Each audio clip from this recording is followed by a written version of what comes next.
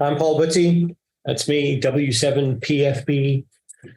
My website is there. This presentation is on the website, so if for some reason you really want to possess your own personal copy of these slides, you can go and get them.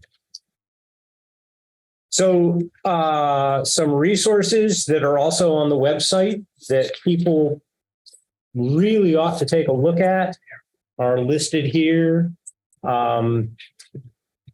In particular, this first one, I will turn on the little laser pointer here. This guy, near vertical incidence skywave propagation. Man, that is like the best paper on NVIS propagation. Like, you can listen to what I say tonight, but then go and get that paper and read it. It's really outstanding. The rest of these are all very useful, but are sort of secondary. And in many cases, they're cited here because I shamelessly stole their graphics for this presentation. All right, so here's what we're going to cover. We're going to cover some context for why you would want to use NVIS propagation, what it is and how it works, why you might want to have an antenna specifically for working NVIS, what makes an antenna good for NVIS operation as opposed to DX, and we'll look at some antenna designs from that perspective. All right, so what problem are we solving? The NVIS is all about communications at a scale that's further than ground wave for most frequencies, but shorter than what we usually think of as single skip DX, double skip DX propagation. So we're talking 0 to 250 miles-ish, which is useful from an EMCOM point of view because it gives you a way to get outside the bubble.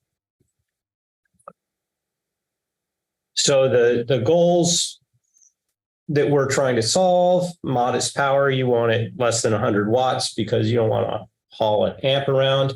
It's reliable, so it works all the time, even when propagation is bad.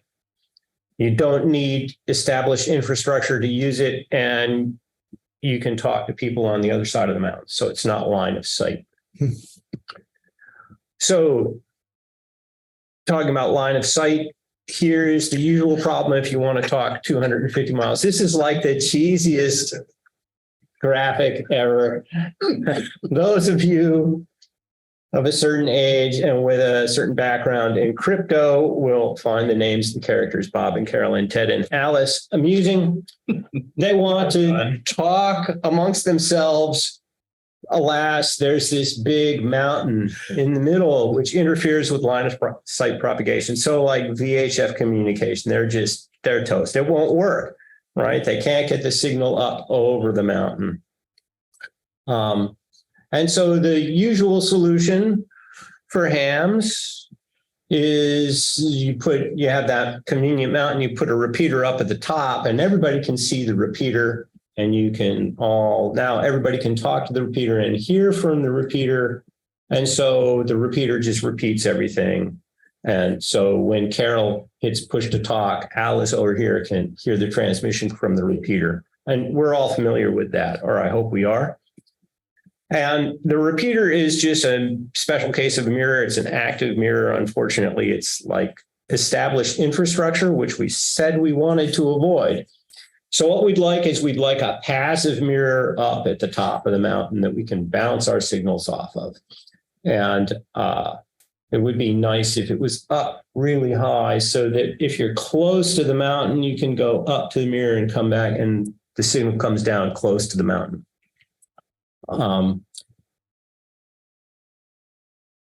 So that's what we want. And fortunately, nature provided us with that mirror. It's called the ionosphere.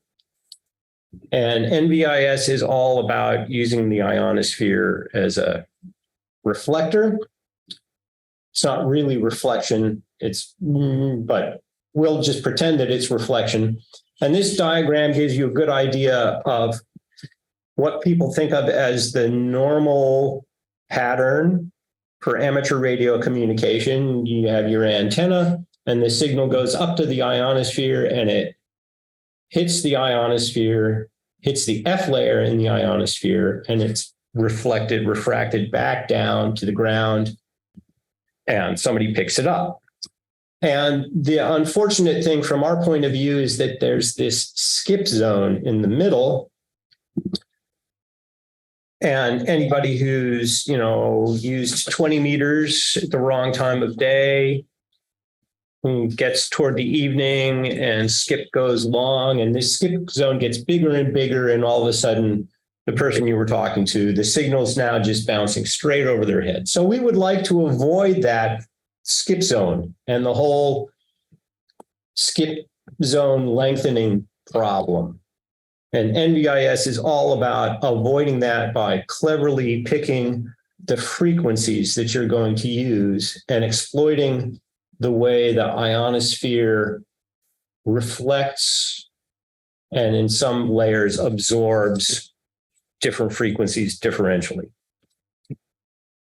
So NVIS is all about, you have your antenna and it's a cloud burner. The signal's just going essentially straight up in this cone toward the sky, and it hits the ionosphere and it reflects back down. And because it's going more or less straight up, it's coming down more or less straight down. So people who are in a valley, people who are isolated by mountains, doesn't matter, because as long as the mountain isn't directly overhead, they're going to get the signal.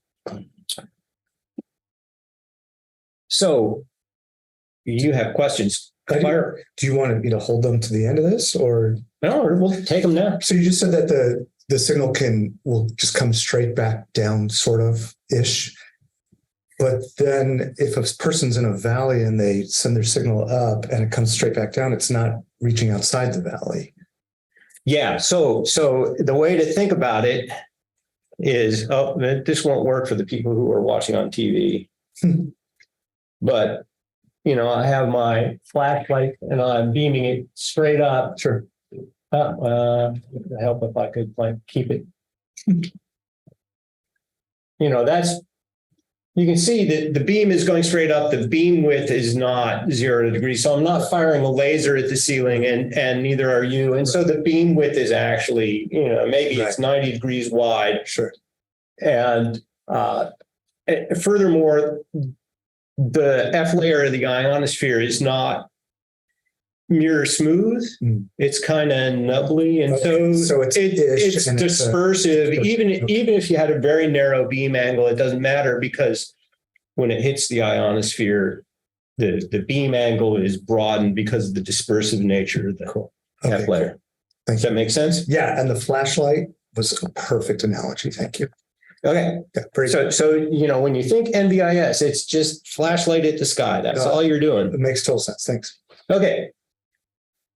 So NVIS, we'll see in a minute about takeoff angles, but the range is out to more or less 250 miles, 400 clicks, and there's no skip zone.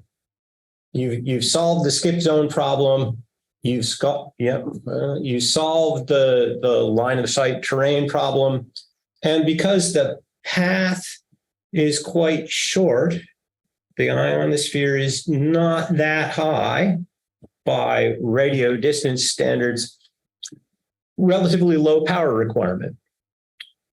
And the path is short, so there are fewer opportunities for absorption of the signal in the path.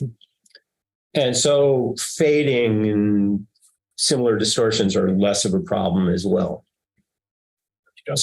Fencing with them.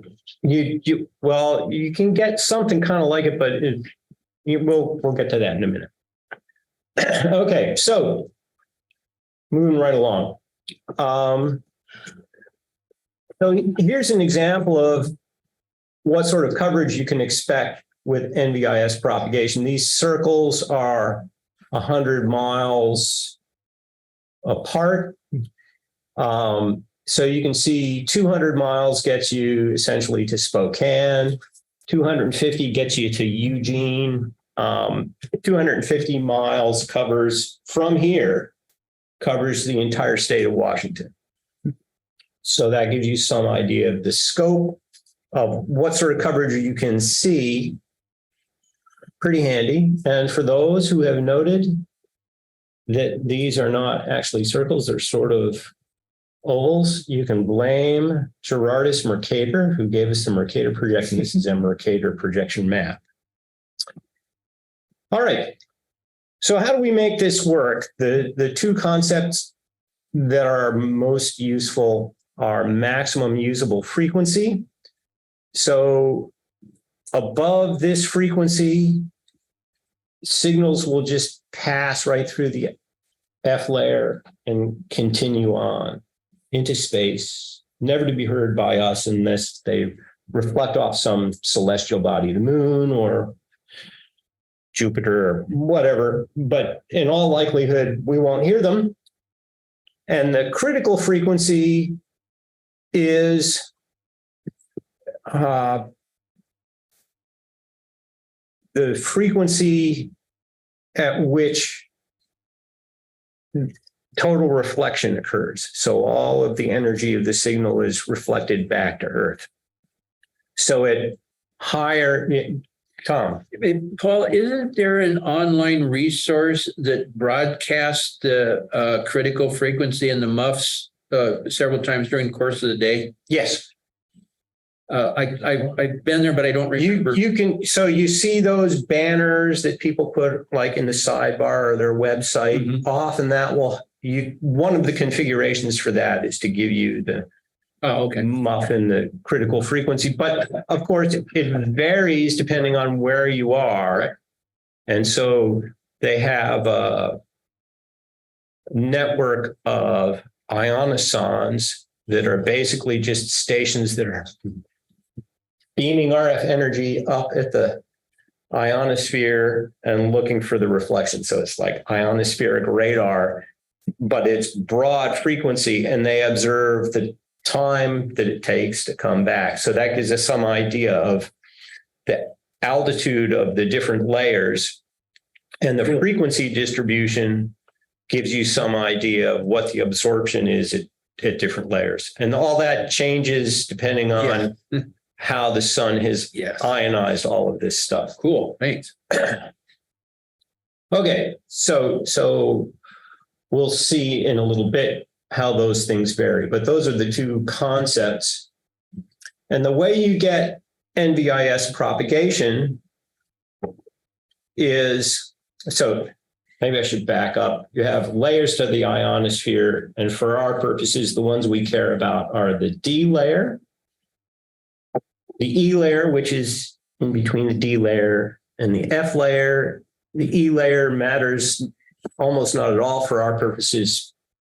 I mean, for NVIS, it matters if you're trying to do certain kinds of ducting and stuff. It matters a lot. And then the F layer, which actually splits into F1 and F2 at certain times of day. So the trick for NVIS propagation is you have to pick a frequency that you're going to use that's high enough that it will not get absorbed by the D layer. And the D layer differentially absorbs RF energy depending on the frequency. So lower frequencies are absorbed more, and higher frequencies are absorbed less. So you have to get your signal to the F layer, and so you have to pick a frequency that's going to get past this D layer absorption, and then you have to pick a frequency low enough to be reflected by the F layer. And once again, this is all the maximum usable frequency, critical frequency business. And then instead of doing the DX thing and beaming all of your RF energy as close to the horizon as you can arrange it, you want a high takeoff angle. So ideally, you would be aiming 90 degrees straight up, and you would pick an antenna that had a beam width down to perhaps 45 degrees off the horizon. So if you will, the beam width thing is all about how wide is the beam of your flashlight. Okay, thank you. So the D layer is formed, well, the D layer is there all the time, I guess, but the ionization of it is caused by solar radiation. So it becomes ionized and causes us vexing problems during the day when the solar radiation hits it. And it's not that it becomes ionized, it's that the rate of ionization, the ions are formed more quickly than they're collapsed. And so the layer appears to be vastly more ionized, and it starts absorbing all this RF radiation. We would prefer that it not do that for our purposes. But the essential thing to remember is that the degree of absorption is proportional to the wavelength. So longer wavelengths are absorbed more, and shorter wavelengths, higher frequencies, are absorbed the least. And then the F layer, during daylight, when it gets ionized, it splits into F1 and F2. The only thing you really need to know about that for our purposes is that F1 is lower and F2 is higher. And above the maximum usable frequency, our signals just shoot off into space. And below that maximum usable frequency, they're reflected back toward the surface of Earth. And you'll recall that we talked about the critical frequency. The critical frequency is taking into account the angle of incidence to the surface of the F layer.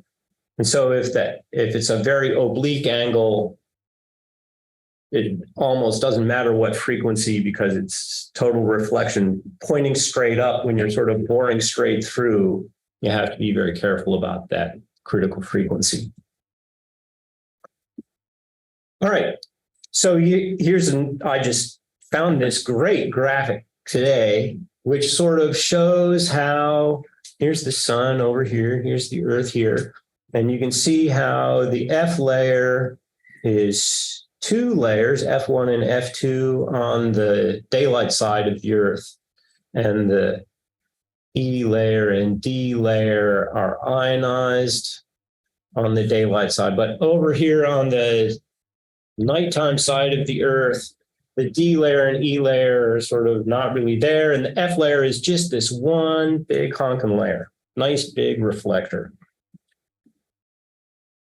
All right, so NVIS is all about picking the frequencies, and because amateurs are restricted to certain frequency allocations, we have to pick what band we're going to use, and that's going to vary depending on the time of day and the sunspot number and a whole bunch of other things. But that critical frequency ranges from about 2 megahertz up to 13. So 20 meters and essentially everything shorter wavelength than that is not going to be useful for our purposes. But the lower bands, 80 meters, 60 meters, 30 meters, are all going to be happy places for NVIS. During daylight, that D layer is ionized and present, and it will just hoover up every 80 meter transmission you make. So 80 meters is going to be unreliable during the day. And then when the sun sets, the D layer becomes less ionized, and 80 meters becomes reliable. This is, all pretty straightforward. And then after sunset, the F layer becomes less ionized, and so 40 meters becomes unreliable because the critical frequency is dropped. And 60 meters is right smack in the middle. So it could be really useful, but unfortunately, it's channelized and it's 100 watts peak envelope power. So you have to kind of remember that. And amateurs are secondary use for 60 meters anyway. All right, so takeoff angle. This sort of informs any thinking about antennas for NVIS. So I have two slides here and they look very, very similar, and I'm going to flip back and forth between them. The thing to look at is right here. SSN is the sunspot number. So this slide that's currently projected is for crappy propagation times because we have essentially no sunspots. And then this one with the sunspot number at 120 is more like what we have now. We're moving on in the solar cycle. So let's look at this. We're back to crummy propagation again. And you can see over here on the right-hand side of the chart are the frequencies. And you can see, you know, above 6.5 megahertz, you're just not getting any reflection anymore. It's just boring straight through the F layer and it's lost to us forever. So that's that maximum usable frequency biting us. And then down at the bottom, you can see here's 3.5 megahertz. So that's the bottom end of the 80 meter band. And you can see we get reflection in this sort of down to 40 degrees, 30 degrees takeoff angle. And this is the distance that signal will be reflected to Earth. So if you will, this is the higher the F layer, the higher your takeoff angle can be. And then when conditions are good, you can see that we get all the way up. In this case, they say all the way up to 12 megahertz. So all of a sudden, you know, 40 meters, even 30 meters would be workable in this situation. And here, the red, I don't even remember. Okay, so this is E layer reflection. So the really long wavelengths are being reflected by the E layer, the bottom of the E layer. So if you have a 160 meter rig, you can use 160 meters as well. Okay. So happy and sad with NVIS. The happy is it covers the skip zone. We don't need any infrastructure because the only infrastructure we need are the transmitter and receiver on each end and the antennas. You don't get much fading because the path length is short. You've solved the terrain problem, and as we'll see in a little bit, the antennas can be really simple and easy to erect, so they can be pretty portable, which is kind of handy for EMCOM use.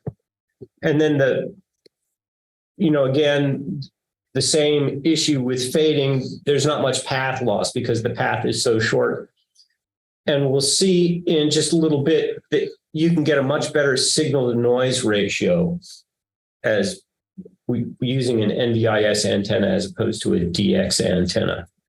And lower power requirements go with the low path loss and everything. And the sad part of all of this, because you're always making trade-offs, you really need to have, for ideal operation, you'd have both stations optimized for NVIS operation. And it doesn't work on all HF frequencies all the time. You have to kind of pick where you're going to go. So if you're lining up a channel of communication, you have to have a frequency plan that's agile enough to change during the day as conditions change. So you have to be prepared that, oh, we're on 40 meters now, that's working great. But as band conditions change, we're going to have to switch to 80 meters.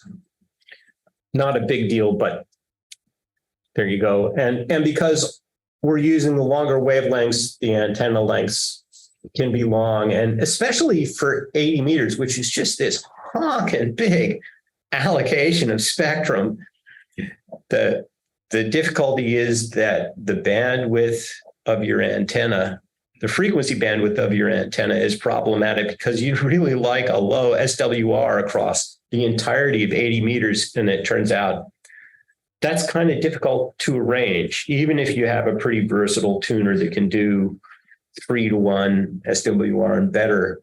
You're going to, with most antenna designs, you're going to run into problems where you have to run out and tune the antenna if you want to go from one end of 80 meters to the other. Okay, so NVIS isn't some special mode of propagation. It happens all the time. We're just exploiting this naturally occurring circumstance that's part of the daily cycle in our propagation. And an antenna, most hams strive to have an antenna that's optimized for DX operations. So they're trying to get the takeoff angle of the bulk of the radiation they're putting out as low to the horizon as possible so that a single skip carries their signal as far as possible. And we want the opposite of that. We want the bulk of our radiation going essentially straight up. But the good news is that an NVIS antenna can be like really simple and inexpensive and easy to put up. So if you have a DX antenna, you might want to put up a second antenna just for NVIS. And for many of us, like me, it turns out that my DX antenna is such a sucky DX antenna that it's essentially NVIS all the time. So you may be sitting pretty and you have an NVIS antenna already. You just didn't realize it, but now you can go home and feel really good about how well suited your antenna is for this purpose. Okay, so what makes an antenna really ideal for NVIS? The things you care about are frequency agility. You want to be able to move from, well, perhaps 160, but certainly 80, 60, and 40. And maybe if conditions are really, really good, you'd like to have 30 meters as well. So those are the bands of interest. And you want to have vertical and horizontal radiation patterns that are suited to your situation. And in this case, we want the bulk of the energy going up. We want a cloud burner. We don't want it going off toward the horizon. We want it horizontally polarized. We'll come to that in a bit. And because most of these NVIS antennas are low to the ground, you want to take safety into consideration, because if you're putting 100 watts into an antenna and the end of the antenna is toddler height, that's a formula for disaster. So We're for a toddler. yeah. Okay, and then ideally you'd have an antenna that doesn't take up much space and didn't weigh very much, so you could schlep it around wherever you wanted to go. So frequency agility, these are the bands we care about, 160 through 30. Really, 160 and 30 are kind of, if you didn't have those, you wouldn't feel too bad. And 60 meters is channelized, as I mentioned before. So, if you only had 80 and 40, you'd probably still be pretty happy. And the radiation pattern that you want, you really want all of the radiation to go up. And by up, we mean higher than perhaps 40 or 45 degrees above the horizon. Because that's what, once your signal is reflected from the ionosphere, that puts your signal where the people you care about will hear it. And then you want relatively low gain at low takeoff angles. And the reason is essentially, well, maybe not all the noise, much of the noise that you're going to experience on 80 meters, 40 meters, well, 160 meters is down near the horizon. So your neighbor's plasma TV is not way up in the air. It's down more or less the same altitude you are. all sorts of stuff around us is constantly emitting RF hash. And we would like to not hear that. We would like to just hear the station we're trying to talk to. Well, the signal from that station is coming from straight overhead. So if we can avoid hearing all of the stuff that's down at the horizon, we will be much happier. Things will sound much quieter. So that avoiding gain at low takeoff angles turns out to be pretty essential. And in some sense, the real issue is not how much gain do you have vertically. It's you care about signal to noise ratio, not necessarily signal strength. And so you care about vertical gain to horizontal gain ratio. This is like if you have a directional antenna, a Yagi, you might care quite a lot about front to back ratio so that you can point your antenna at the person you're trying to communicate with, and the loudmouth behind you, their signal is attenuated. Robin's looking at me like no, okay. So here are the things that affect these radiation patterns and the gain of your antenna. How high the antenna is above the ground, how good the ground is, the ground quality, and whether you've laid reflectors on the ground. So height. This is the same antenna at 3 different heights. This chart is with the antenna 2 meters above ground level, AGL, above ground level. So this antenna is 6.5 feet off the ground, and you can see, it's pretty much cloud burner. And then at 1/20th of a wavelength, 4 meters, you can see we're getting more gain now, but it's more up. And then if we go all the way up to the recommended half wavelength for a half wave dipole, this antenna, by the way, is a half wave dipole. That's what we modeled here. We get the 2 lobe kind of DXE sort of thing that everybody thinks they want from their dipole. But if you're doing NVIS, that's not what you want. What you want is more like this, 1/20th of a wavelength above the ground. So we just by changing the height of our antenna, our simple antenna, we totally changed the pattern and totally changed the signal to noise ratio that we're going to experience when we use this for NVIS. And then ground quality. If the ground is the thing that's the reflector that's being used to point all of your radiation upward. And so if your ground quality is good, it will be a very efficient reflector. You will be happy. If your ground quality is bad and it's just sucking up all of your signal, you would not get much reflection and you will be less happy. You will still be happy, but not as happy as you would have been if you had just lived in a place with better ground quality. So, and then you can make up for ground quality by laying reflectors, just laying them on the ground. This is just length of wire that you stretched out underneath the antenna, and they're acting as reflectors, just like the reflectors in a Yagi, but in our case, the Yagi's pointing straight up. So the difference here, this purple one is no reflectors at all. That's equivalent to what we were seeing before in the previous slide. And here we've added 1, 2, and 3 reflectors. So you can see 1 reflector buys you quite a bit. 2 reflectors buys you a little bit more. 3 reflectors, you're sort of hitting diminishing returns. But remember, these are just wires. They're stretched out directly on the ground. There's no suspension for them or anything. They just stretch them out underneath your dipole and the world gets better. Okay, polarization.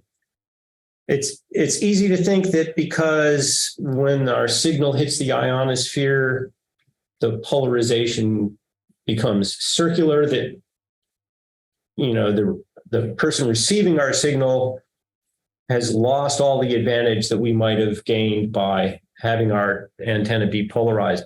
Not true. We actually care on the receiving end. It's the receiving end of this equation that we care about. And that's because on 80 meters, ground wave propagation is far better for vertically polarized signals than it is for horizontally polarized signals. So essentially, all of the noise that we're trying to not hear is going to be predominantly vertically polarized. So we would like a horizontally polarized antenna to make it insensitive to all of that down by the horizon clutter that we're trying to not hear. And also, remember, some of the stations that you're trying to communicate with may be within range for ground wave propagation. So that's, but for 80 meters, it's after 40 miles, 50 miles. But the ground wave path length and the ionosphere bounce path length are different. And so you will get multipath distortion as a result. So you would like to not hear your communication partner's ground wave. You would like to only hear the ionosphere bounce wave. And so once again, it's the ground wave propagation thing. It's mostly vertically polarized, so we would like to not hear that. All right, so the observations from this that are really key. The ground, this is really important. The ground is part of your antenna system. So if you want good NVIS operation, you would, when you buy your property, you want to do tests of the ground quality. You can improve the ground quality by, like, you could go and just spread fertilizer under your antenna, salt the earth, in this case, salt it with things that make plants grow. And that would change the conductivity, and the ground quality would improve. You can improve the ground quality. There's a perhaps apocryphal story about a guy who noticed that he had trouble checking into his 80-meter net during the summer, but not in the spring and the fall. And he finally realized that the difference was in the spring and the fall, it was raining. And in the summer, everything was baked dry, and he went out and put a sprinkler underneath his antenna and soaked the ground, and bingo, everything got better. So just remember, you can affect the quality of the ground. And so ground reflection is what matters, but ground losses matter. So ground quality is significant, and reflectors help. So even if you have a crummy ground, laying reflectors might be the solution. And if it's a portable antenna, then it's going to boil down to a balancing act between ease of setup and ground loss and what sort of vertical pattern you get. But if you look on the internet, you will see all sorts of academic discussions about how to optimize for NVIS propagation. And yeah, Tom. Two questions. The length of the ground, if you're just putting down wires, is that critical? Is it like so many measures longer or shorter than the main radiator? It is critical in two ways. One, ideally, you would just lay like wire mesh, right? And because the wavelengths are long, right, you probably don't really care about a wire mesh where the mesh size is, it doesn't need to be 1-inch chicken wire, right? It could be a mesh that's sort of a couple meters per square, right? Okay. But ideally, you just lay mesh, and it would be in a reflective screen like you'd have with a corner antenna. Okay. But remember that you have a dipole, and then you're going to have all these wires, and the wires are going to be proximate to the antenna.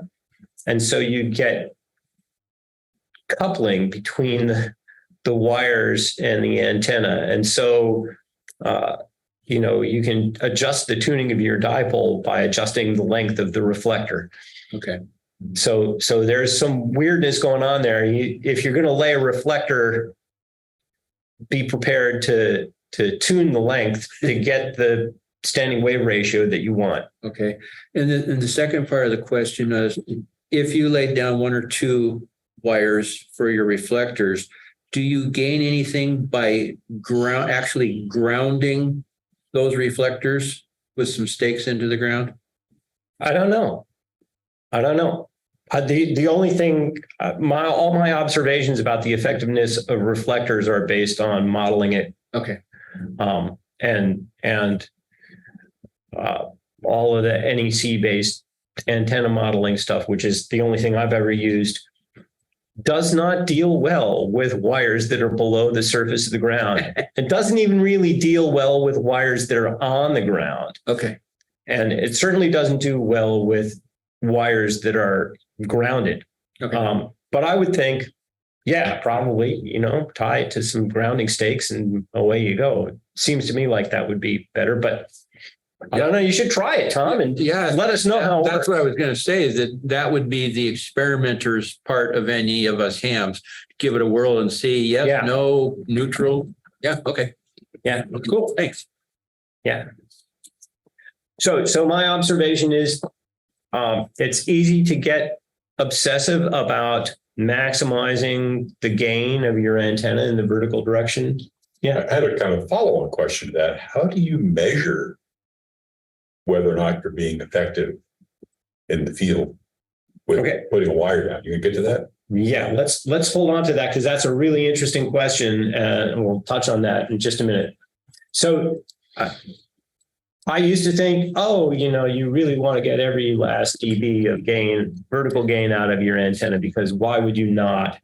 And it turns out, the difference between a really crummy antenna and a really good one is maybe 8 or 9 dB. So it's a couple of S units, 3 S units maximum. And you're dealing with very short path lengths and low power requirements. So maybe it's not as important as you would think. And also, receivers these days are just exquisitely sensitive. The real issue is not what's the minimum signal that you can detect. The real issue is separating that signal from the noise floor. And so, to a large extent, you care much more about avoiding picking up the signals that are close to the horizon and only the ones coming from overhead than you care about the absolute gain of the antenna system. But remember, all of those things that generate vertical gain do so, like reflectors or improving the ground quality, adjusting the antenna height. Those do that independently of the gain close to the horizon. So it's probably not worth going out of your way to get an extra 3 dB of vertical gain, unless doing that gave you a much better pattern shape where you were not hearing the horizon stuff. That's one of the places where my thinking on this has evolved. Okay, so before we go to talk about some examples, let's touch on that. How do you know if you've actually improved things? And my theory is the way you know if you've improved things is you do A/B testing and you use something like Whisper or FT8, and you look at spots and see how's your signal being received. And ideally, you'd have a bunch of Whisper stations that were at different distances so that you could see, the effect of changing the beam width. The spots would work well. Yeah. I don't think measuring the effectiveness of your antenna, I don't think that's a particularly hard problem. Just isolating the other variables that can happen between the time that you have it set up configuration A and the time you have it set up in configuration. Right. Ideally, you'd build two antennas and you do this one, and then 2 minutes later, you do this one, and then 2 minutes later, you do this. So, and you do that for an hour or two, and you probably have a pretty good profile of how they were performing relative to one another. But That's a bit obsessive, though. yeah, that's like, it's an interesting experiment to perform. Don't get me wrong, but I suspect that none of us are going to run right out and do that. Ever. Right. Ever. Okay. So I have some example antennas and we can talk about them. On the one line there that says the military AS, et cetera, antennas, as we look at the convoys on the freeways and stuff, you see their vertical antennas are all tied down. Is this to make them NVIS? Yeah, absolutely. Okay. Absolutely. When you see vehicles, mobile radio installations, and they've got a long whip, and then they bend it forward and they tie it down to the front bumper of the vehicle or some other part of the vehicle so that it's essentially horizontal. Sometimes you'll see it trailing behind. So they have a tether and they pull it down with the tether. Yep. To get the element of the antenna more or less horizontal, it'll actually be catenary, but close enough for government work. And the entire point there is they want the radiation going up. Okay. And the military radios, of course, they have way more frequency agility than we have. So they'll move up and down as the muff changes. I mean, it's got to be great to be the government. You just do whatever the hell you want. Yeah. I was going to mention I worked with a gal that she was ex-service, and she volunteered at work for a while, and that's what they would do in the mountainous terrains in Iraq and Afghanistan for basically what we're dealing with on this subject. Yeah. Okay, so let's look at some example antennas. So I think probably a lot of us have seen something like this. DX Engineering sells a variant of this. It's two inverted V's. The endpoints of the legs are quite low to the ground. There's just a short mast that you use to raise the feed point, the center feed point for the dipoles. For ham radio purposes, like a 3.5 meter mast, 15 feet. And then the wire radiating elements serve as guides to hold that mast vertical. So it's kind of a cunning antenna design. You can see why the military like it. The military version, because of the frequencies they use and because they're always using an antenna tuner, they don't care about standing wave ratio. The footprint for their version is 60 feet by 60 feet, which is big, but not impossibly big. And if you adjust it all for the frequencies that we've used for ham bands, it's more like 90 feet by 90 feet, which I think is kind of big. Like if you were setting it up for, say, a shelter, all of a sudden you just consumed the entire parking lot, right? And remember that these, I talked about safety. The ends of these radiating elements are that's the biting end. Mm-hmm. And it will be quite low to the ground. So I think that's kind of scary because radiation burns seem like something we don't want. They're not fun. They're not fun. And you're going to get people in an emergency, you're going to get people who think, oh, let's go play on the antenna, whatever. It's kind of scary. Yeah. And so here's an example of the bandwidth problem. You can see here, this is the AS2259 antenna, the ham adjusted version. This is what the standing wave ratio looks like on 80 meters. Well, it's 1:1 at 3.75, but down at the bottom of the band, it's nearly 5. Ow, that's kind of painful. And then here's the radiation pattern. So you can sort of judge for yourself and observe the red is the horizontal plane. So it's essentially a circular, it's omnidirectional in the horizontal plane. So it's an interesting antenna, and DX Engineering sell kits that you can use to build the ham adjusted version. There are other places that sell the kits. So you could own one and you could carry it around. I think it's probably not the ideal antenna, but and so here's the SWR on 40 meters. And you can see on 40 meters, the band is narrower. And so you don't have nearly the bandwidth problem that you do on 80 meters. 80 meters is just, if you could just decide you were only going to do CW in the low portion of the band, you're only going to do phone up in the, what everybody calls the 75 meter portion of the band, and you were never going to want to do both, you would be much happier, right? Because you would just tune the antenna for that end of the band.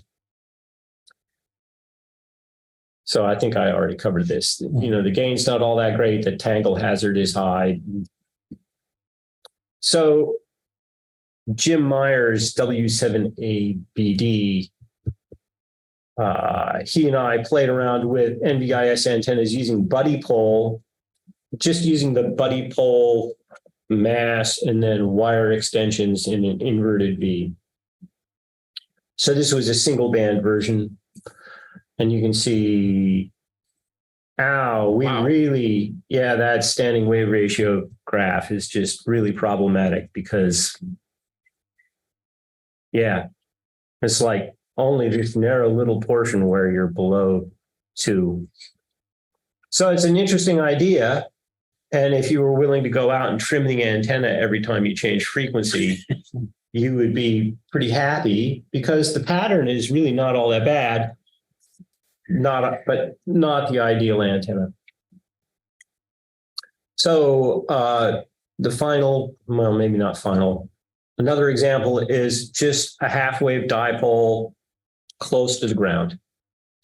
And this particular graphic is very nice because it makes it very clear how the pattern of the vertical plane pattern of the antenna changes as you vary the height of the antenna above ground. So this is actually 40 meters, but the same thing applies to 80 meters. You just scale by wavelength.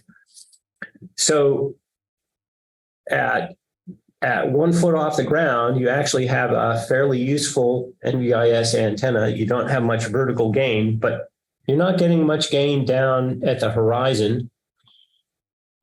And as you raise the antenna, green is 5 feet, red is 10 feet. Remember, these are for a 40 meter dipole. And then at 20 feet, wow, you're feeling pretty smug. That looks really great. So that would be 40 feet for an 80 meter dipole. 40 feet's kind of high for an impromptu antenna, but maybe don't care. But remember, even an 80 meter dipole 2 feet off the ground would look like this innermost pattern. And you would be, it's not a lot of vertical gain, but you're not picking up noise from the horizon. So I'm thinking that would be pretty good. But 2 feet off the ground would be a hell of a tripping hazard. So, 10 feet off the ground, you'd be fine unless the NBA came to visit. So I think low dipoles are probably the answer. And so I did some experimenting trying to solve the 80 meter bandwidth problem. And this is like, I love to show this because this is an example of how you can get obsessed about something and run off down a rabbit hole. So I designed this, it's a cage dipole. So it's multiple wires, parallel wires, essentially simulating a very large diameter conductor, right? Because as you make the wire for the dipole larger in diameter, the bandwidth of your dipole increases. And so this was a 1 meter diameter cage. And I think it was 16 wires. It's kind of hard to tell from the diagram. Can't really see. And it was 26 gauge wire for the elements and 116 feet long. So this antenna is humongous. And with the feed point height at 15 meters, which is just about optimum for an 80 meter dipole for NVIS, it looks like this. It's this lovely pattern in the vertical plane, omnidirectional in the horizontal plane, and then all the way across the entirety of the 80 meter band, SWR below 2:1. And a trick has been employed here, which is that this is actually the SWR at 70 ohms, and a transformer has been applied to change the impedance. So, yeah, it's a great looking antenna from a theoretical point of view, but you just know that it's going to weigh a ton. I thought about building it just for yucks, but it's so much wire. I don't know how you get it up in the air. And the first storm that came along, it would be down on the ground in a huge tangle. Got a telephone pole for your. Yeah. You need three telephone poles in a line, and it was really pretty impractical. But this is more interesting. I guess maybe that I was wrong. This is actually the 50 ohm impedance. So you just make your wires a meter in diameter, and everything's good. So a different alternative, and this touches on something you asked about, Tom, which was wires proximate to the antenna and the coupling. So this is one parasitic element close to the dipole. So it's a 80 meter half wave dipole, 15 meters off the ground. And the parasitic element is 10 centimeters away from the dipole. And you can see you get this weird standing wave ratio thing. Once again, notice this lovely vertical pattern, which is partly, it's really just, you get it up at 15 meters, and that's what it's going to look like. And this is the one where I actually did a trick, and this is the 70 ohm, the impedance, the standing wave ratio at 70 ohms. And so if you wanted to use this as a 50 ohm antenna, you'd do one of those transmission line transformers to change the impedance. That was my idea anyway. I haven't built it. But honestly, just a half wave dipole, a tenth of a wavelength above the ground, and I think you're pretty much there. It's awfully hard to improve on that. The one idea I did have that I haven't explored, I just read an article about shortening dipoles by using coax as the element, and the diameter is a little larger, so you would get better bandwidth. And because you short the coax, it's basically a shorted transmission line, so you get the shortening effect of the velocity factor of the coax. So you could make the dipole only 2/3 of the length of the full dipole, which sounded like a cool idea to me. I think I might. A ladder line too. Sounds expensive. Yeah, you can do folded dipoles. You can do and anything you can do to short. You could do a loaded dipole, all sorts of stuff, but close to the ground, reflectors. That's pretty much what you need to know. Or build it over your drain field. Yeah, actually, If you're that's rural, put it under your drain field. yeah, that sounds silly, but I actually think that's an excellent idea, Ken. Yep. Yeah. Best ground source you have. Yeah, it's like the conductivity will be high and it'll be wet all the time. And Or if Yeah. you live next to a swamp. You don't have to water it or go out there and pee on the ground rod or anything. I mean, My house is safe. Yeah. it's recycling. I call it recycling. recycling. Paul, Yeah, it's green. reveal so we can see their faces Oh, yeah, that's good. Exactly. if you're done. Yeah, I am done. I mean, if there are questions, I can answer them without. That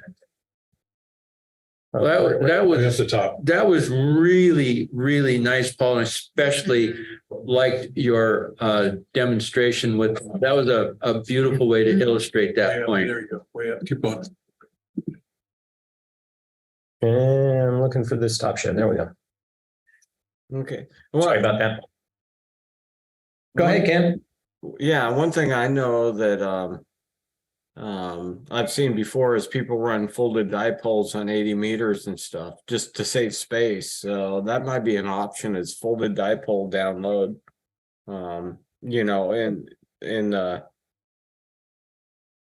Like you do like just a regular dipole, but you just do it folded and save space. I know Yeah. Jerry did that in Duval because he did a lot of 80 and 40 and so he had a folded dipole just because of restrictions on space.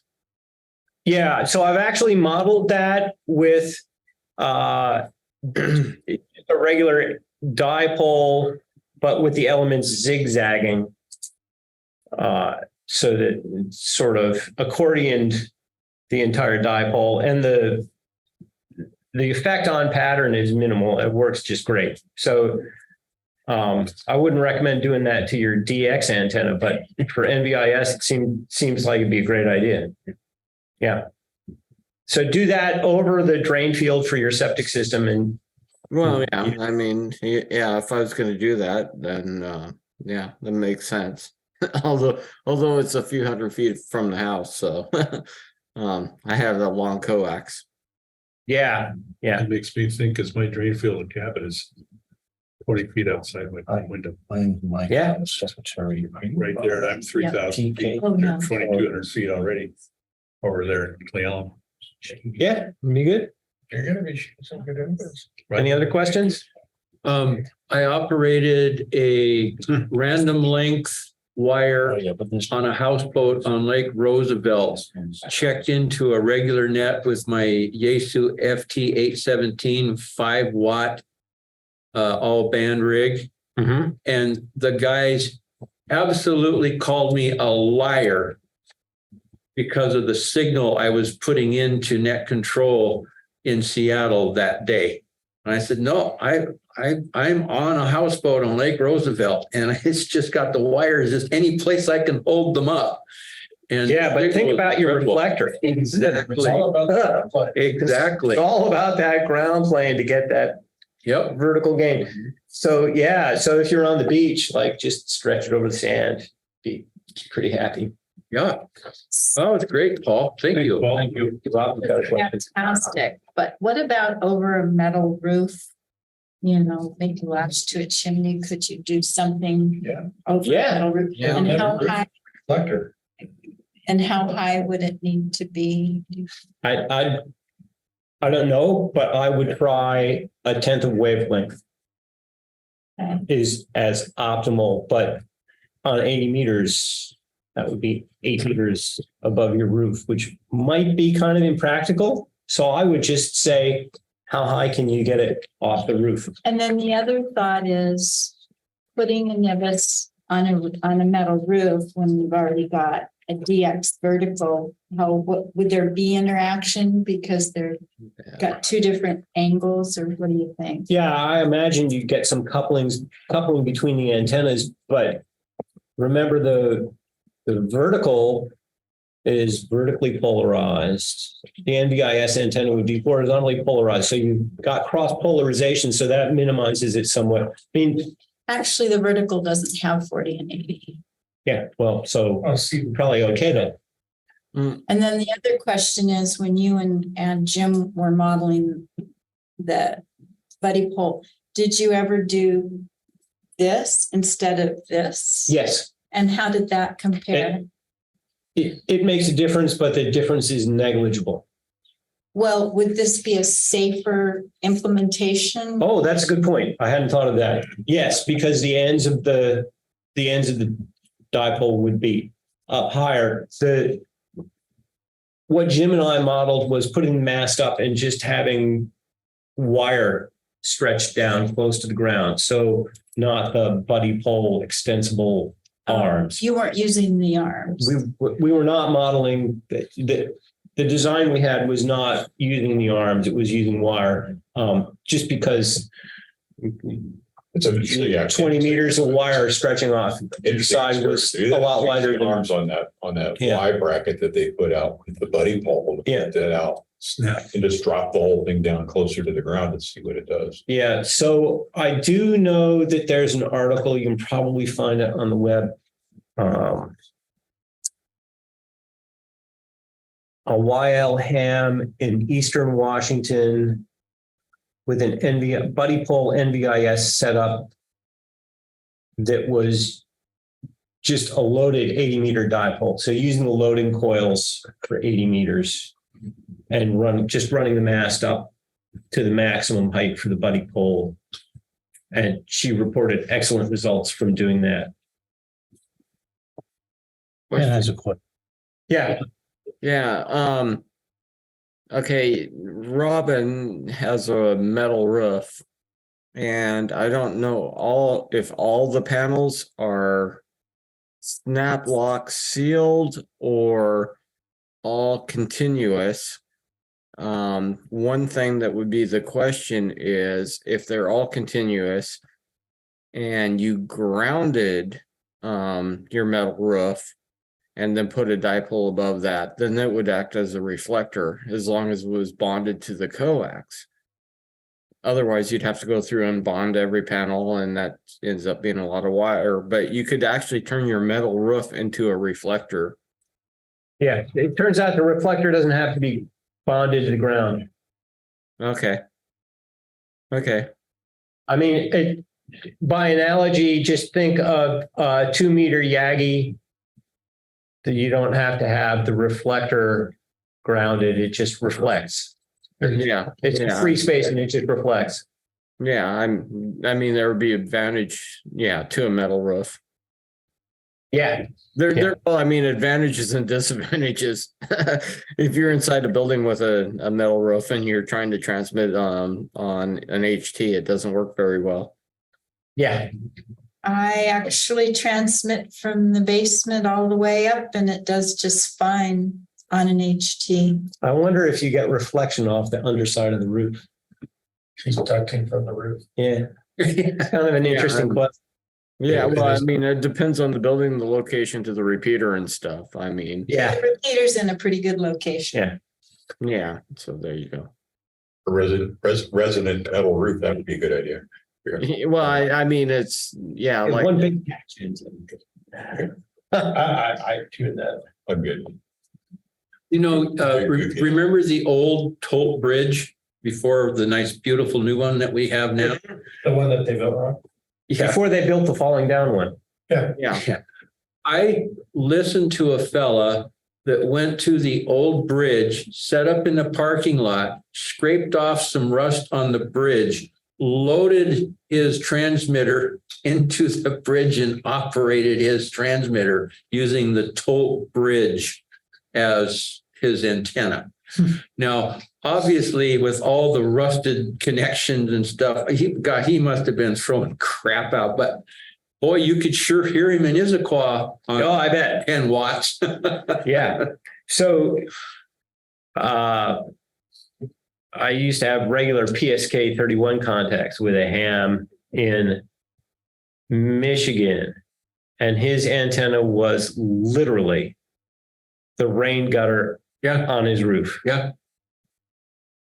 Craziest antenna I ever saw was a burning mattress. Burning matches. I'm not joking. Burning Yeah. mattress. You laying can on the tune ground. anything. Yeah. If it's got wire in it, you can tune it. But the fun part was it worked better when it was on fire. And The plasma. field. there's a ham at the retirement community where my folks live who uses the aluminum window frame in Serious. his condo. I love it. And Probably works what band really does he good. transmit on it? I want to try that at my house. 20 meters. Really? Yeah, I don't know how he gets it to tune. So Don't ask me. I know That's somebody right. in this room who shall remain nameless if he might want to share some of his attic antenna stories. Oh, I just have an attic antenna in my HOA, but it's nothing I set up myself. It's a Comet antenna that I bought online and just put it right in the attic, you know? And it works. Yeah, Yeah. That's the important part. It works. yeah. So what bands? 2 meter and 70 centimeter Yeah. dual band. And you moved it once and it performed better, correct? Yeah, sometimes I can move it and do some things, but it sits in the attic, you know, does its thing. That's really cool. Go ahead. Is that a metal roof or composite? No, it's an asphalt roof. Yeah, there you go. Yeah, Robin might be doing better down in the basement because she's not trying to transmit through this metal roof. There's some windows in the shack. Yeah. I mean, if you got up towards the metal roof, I'm sure you'd probably get out less. Those are like Faraday cages. Yeah. Could be worse. Could be my house. I've got double wire stuck up. Yeah, there you go. And I have a metal roof, so it's like I did that for durability, but for transmitting out on the HT, it really killed that notion. Yeah. Yep. I haven't tried, since we just put a metal roof on our house, and I haven't tried that with the HT to break into the receiver after that. I have to try that. Because I got a tri-band J-pole headphone, 25 feet up, and see if it wasn't working. I couldn't get to the repeater with an HT using that before the metal. Now to see if I can. See if the metal roof gave you anything. Never gave me anything or not. It's on the wrong side of the house, but it's not working. Yeah.